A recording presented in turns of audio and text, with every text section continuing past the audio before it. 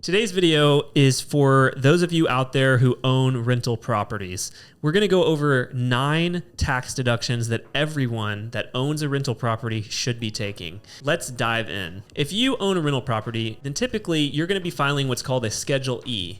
This is going to record your rental income, all of your expenses, and the expenses is what we want to focus on in today's episode. These expenses are going to help offset that rental income, and sometimes on a tax return, potentially even show a negative. And this ultimately can potentially help on your taxes in receiving a refund, offsetting other income. We're going to talk about that as well. I want to go over some of the best deductions that everyone who owns rental properties should be thinking about. Number 1 is depreciation. If you have a rental property, someone's paying you rent for your investment property, whether it be a long-term rental or even a short-term rental, you want to take depreciation expense. This is the cost of that rental property divided by the depreciable life of the rental property. So for example, I pay $250,000 for a rental house. I can allocate a certain amount of that $250,000 to the building and a certain amount potentially to the land. The land, we don't get to depreciate land. However, the building, we can take, let's say it's $200,000. We can divide that by the 27.5-year life for a residential rental property. And we can take 1/27th basically per year as a deduction. So that's a huge deduction. If you have a rental property that you own, you need to be taking depreciation. We see a lot of clients that give us their information for their rental income and expenses, and they leave off mileage or auto expense. And so that's one that's very important. Keep up with your mileage. So if you own a rental property, you're obviously going to be going back and forth, collecting rent payments, or you may be going to the property to and from your home.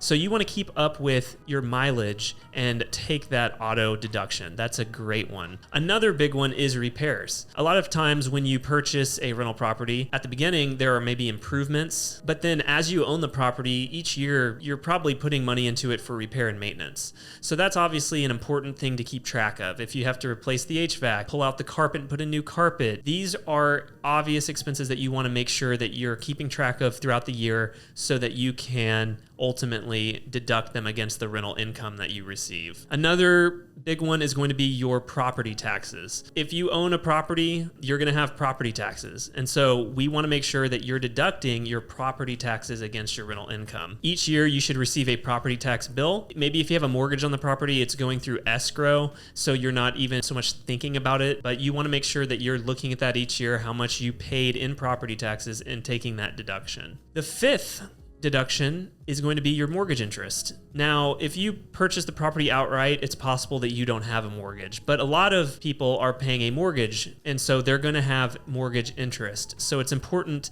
to keep track of your 1098 form that gets mailed to you by the mortgage company. Each year, you're going to want to add your mortgage interest as a deduction on your rental property Schedule E. Management fees. If you're not self-managing, then you're probably paying a company or an individual to help you manage that property. So it's important to obviously keep track of those payments, and we can include that as a deduction. Similar to management fee might be professional fees. So for example, if you pay an accountant to help you with your tax return, if you pay someone to come out to the property and do an inspection, things like this, these are professional fees that you want to also keep track of and deduct on your Schedule E. Okay, another big one, utilities. Sometimes maybe your renters are going to pay those. However, if you're doing a short-term rental, or in some cases you're doing a long-term rental, and that's one of the things that you as the landlord are paying, obviously that's a deduction. So on your tax return, you're going to want to keep track of your electric, water, trash, all those utilities are deductions against your rental income.